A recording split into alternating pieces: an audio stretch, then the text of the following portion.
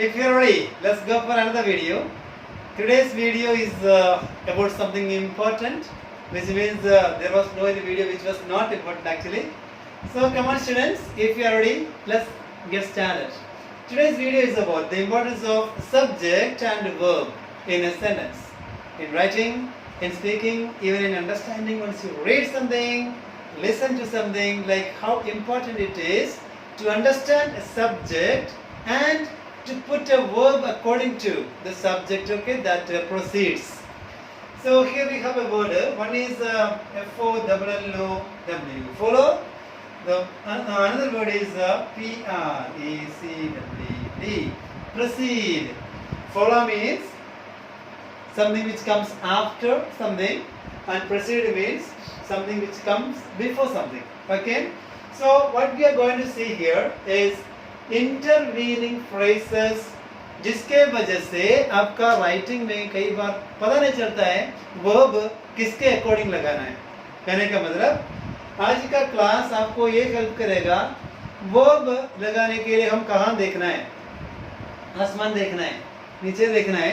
Let's see exactly जहाँ पर देखना है वहां पर आप देखोगे. इसके बाद once this video comes to an end, so be very careful till the end and watch very carefully. If you're ready, I'm ready. Can I start then? So once starting, we will see 6 examples here given, and we will see the subject with its verb. Okay? Don't ever think that subject is always something that comes in the beginning. You know, it can be sometimes after of something, and what is that something? That is what we are going to see. So come students. The first example here is written, the box. After these examples, I will tell you exactly what I actually meant. Okay? The box of chocolates are on the shelf. One common sentence or common type of sentence which you sometimes write and thoughtlessly you speak. So, what is wrong with this, or why it is right? That is what we are going to see. So, what we are going to see? We are going to see the connection between subject and verb. Subject के according आप verb लगाओगे और means आपका verb किसके according होना चाहिए? वो subject के according होना चाहिए. That is what I here am trying, struggling to convince you. Okay, verb. So come on, dear friends and students. The box of chocolates are on the shelf. So here we are going to see the verb first. Okay. So here we have a verb, and a verb can be helping verb. I mean whose original name is auxiliary verb or a main verb. Okay. Main verb can be an action verb. There are other verbs that I will just let you know soon. Okay. We have video already. So here R is written because साथ में क्या है? Chocolates. Chocolates are on the shelf. So can you see chocolates on the shelf, or can you see box on the shelf? So here only thing we need to exactly see is why are is the wrong helping verb or a verb here is because of the fact we have see a subject. So I think I need to say something else regarding this. See what is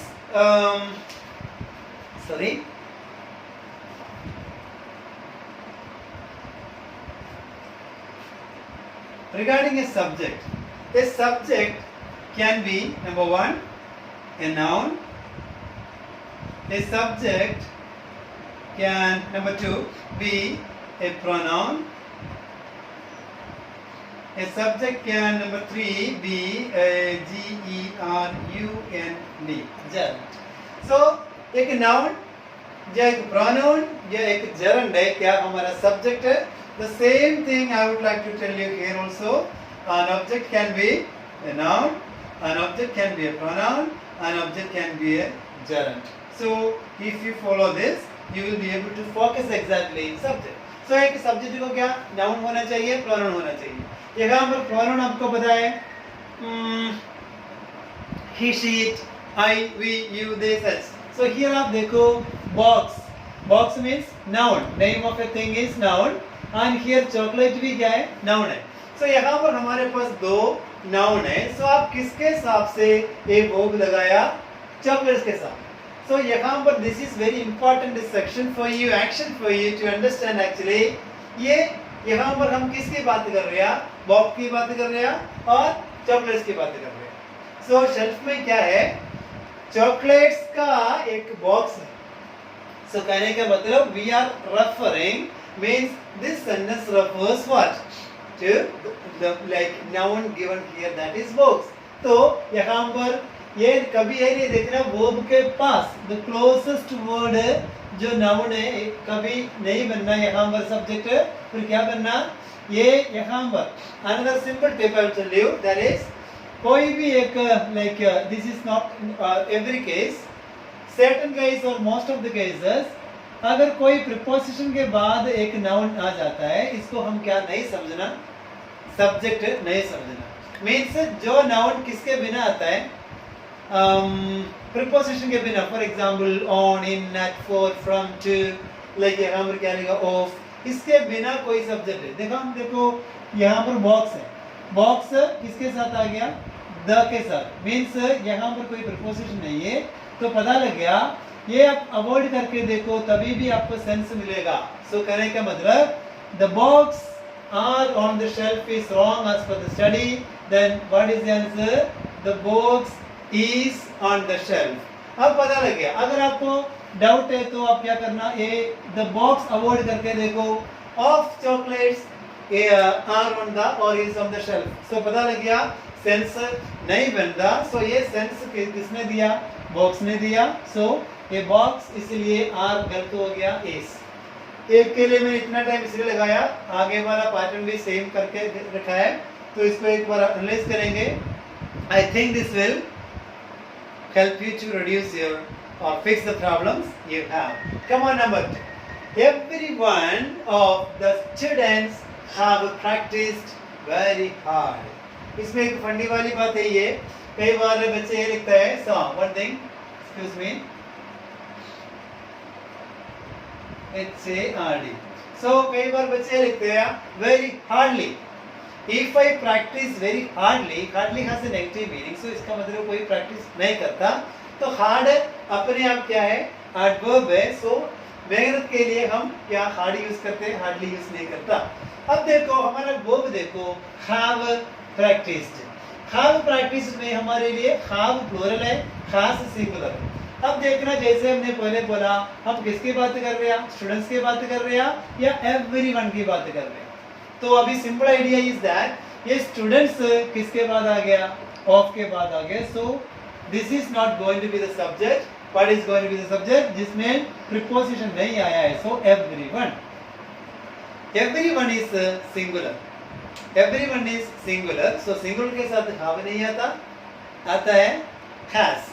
सो अभी right answer is this, everyone of the students has practised very hard, means everyone of you are going to or is going to, everyone of you is going to practice very hard after this what is the video or along with this video। everyone of you is, you नहीं subject है, आप में से हर एक। सो क्या हो गया, everyone, everyone, everybody वगैरह सिंगुलर है। सो सब्जेक्ट सिंगुलर है तो वर्ब भी सिंगुलर है। सो क्या आ गया, everyone of the students has is the right answer। here is the right answer। okay, come on, it goes like this, HAS। Reason पता लग गया, देन आगे काम इजी हो जाएगा। come on, number 3, the skill of understanding personal communications is very crucial। यहाँ पर हमने communications के साथ is लगाया तो इसका मतलब यहाँ पर understanding verb ing, personal communications noun किसके बाद आ गया, ऑफ के बाद आ गया। इसका मतलब सब्जेक्ट क्या नहीं है, कम्युनिकेशंस नहीं है।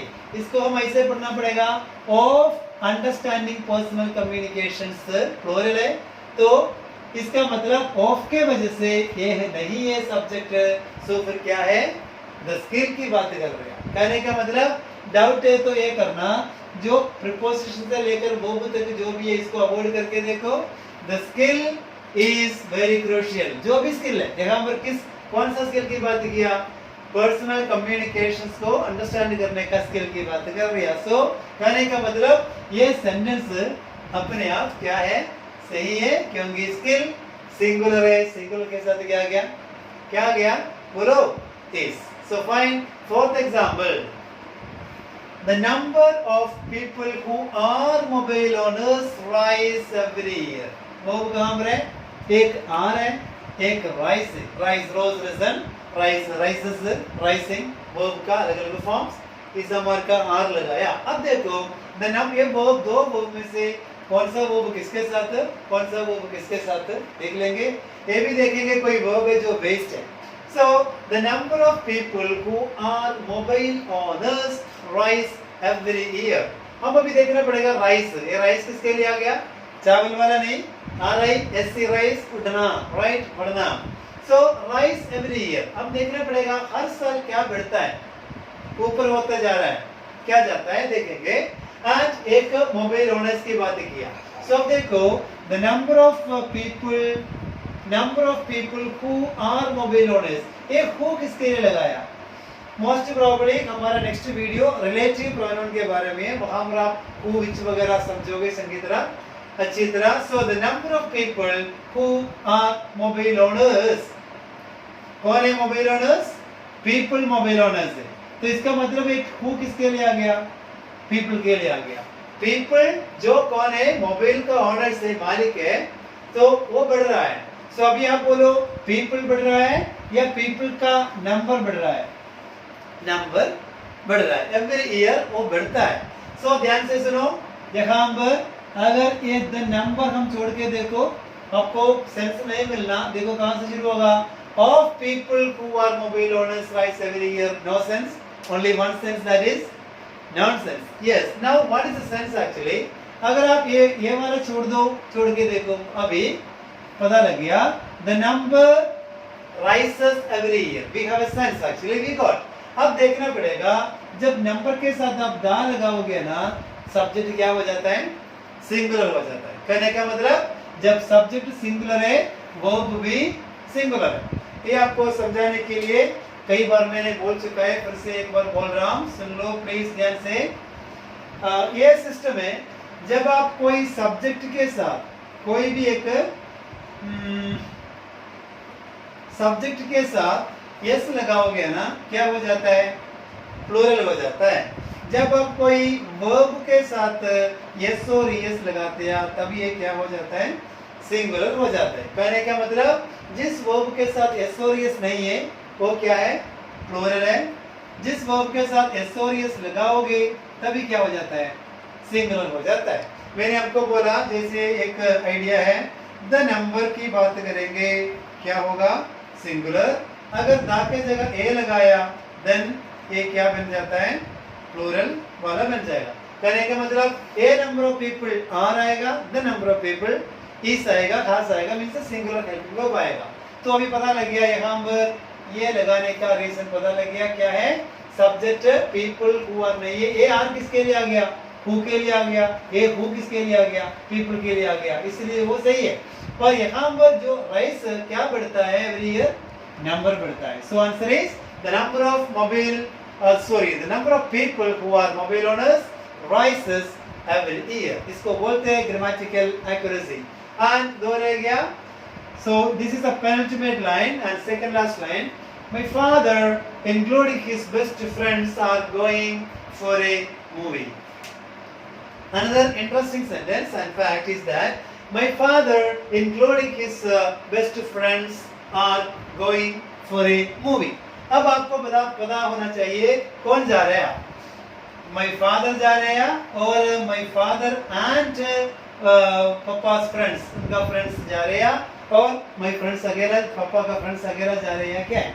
इसके लिए आपको देखना पड़ेगा इंटरवीनिंग फ्रेजेस, मतलब वर्ड्स एंड फ्रेजेस और क्लॉजेस वो होता है, कई बार एक वर्ड है, कई बार ग्रुप ऑफ वर्ड्स। देखो फॉर एग्जांपल इंक्लूडिंग यहाँ हमारा चुका है, together with, then along with, plus, with, accompanied by, as well as, in addition to, one of, such phrases है वो हम किसके बीच में लगाते हैं, सब्जेक्ट और वर्ब के बीच में extra information, I am coming to the point, इन सभी को ये इंटरवीनिंग फ्रेजेस वैसे क्या है, मॉडिफायर है, मॉडिफाई करने वाला, विशेषता बताने वाला, किसका, the word, the subject which precedes, precede की बात मैंने पहले किया था, जो स्टार्टिंग में जो एक वर्ड से पहले आता है, इसका मतलब ये दो वर्ड देखो, एक सब्जेक्ट एंड एक एंड, इन दोनों को देख लो, एंड से पहले आ गया, इसका मतलब ये वर्ड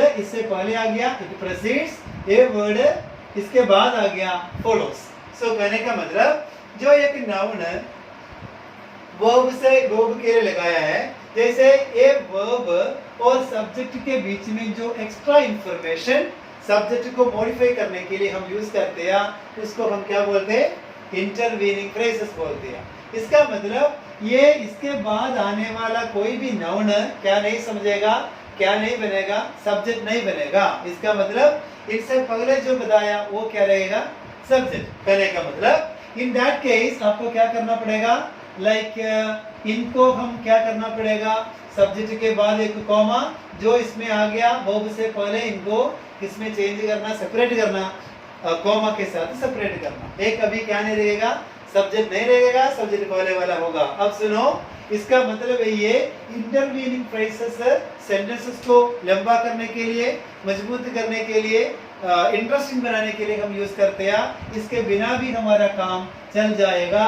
इसका मतलब my father are going for a movie is wrong, father subject singular, so पता लग गया क्यों इज या हाज सब टेंस के अकॉर्डिंग वाज वगैरह आना है, ये रीजन है। अभी जा रहे कौन है, my father is going for a movie, साथ कौन भी जाएगा, अपना बेस्ट फ्रेंड्स भी जाएगा। Understood, understood. फिर इनमें से एक और एग्जांपल देख के हम स्टॉप कर लेते हैं। The leader along with his team members have done a great job. वो कहाँ पर है, have done. So अब देखेंगे हम हमारा सब्जेक्ट क्या, किसके बात कर रहे हैं, देखो along with his team members, along with his team members क्या है, हमारा इंटरवीनिंग फ्रेजेस है। इसको हम क्या करना पड़ेगा, कॉमा टू कॉमा उसके बीच में सेपरेट करना पड़ेगा। इसका मतलब इससे पहले जो आ गया ये है हमारा सब्जेक्ट। सो लीडर कितने हैं, एक है, एक है। सो अगर ये एक बनने की वजह से यहाँ पर भी हमारे को क्या चाहिए, सिंगुलर वो भी चाहिए। सो खाब का जगह क्या आएगा, लीडर के लिए खास आएगा। ये बीच वाला सब्जेक्ट नहीं बनता, just additional information. So the leader along with his team members has done a great job. Maybe anything, कुछ भी हो सकता है, उसमें अच्छा काम कर चुके हैं।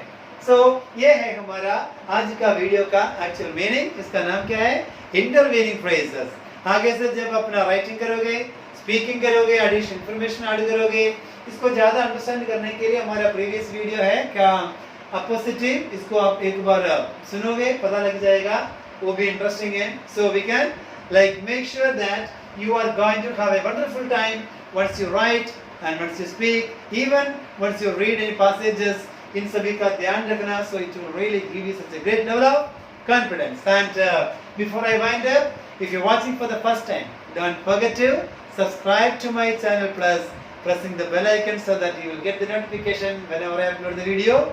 Plus if you like found something interesting in this, don't forget to like and even comment. Okay then, thank you very much. Bye bye.